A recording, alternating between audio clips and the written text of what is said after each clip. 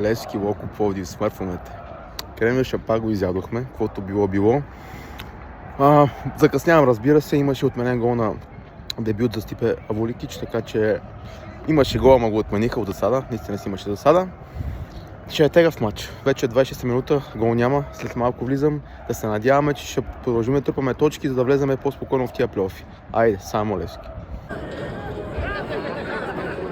По-малко сме от предния път, ама здрава да е, ние да бием.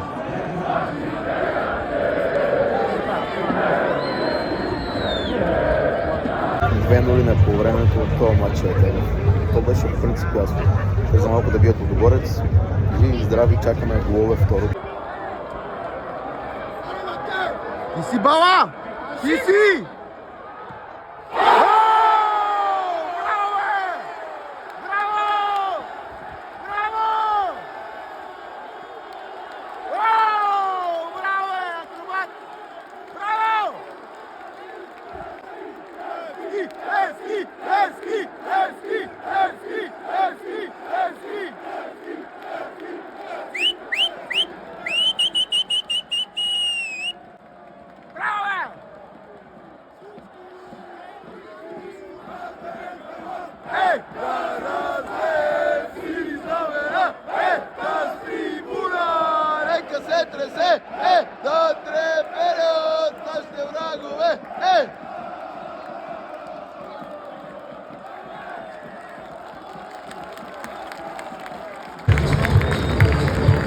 Да, я изстрадахме, ама има и такива мачове, много важно, че я взехме.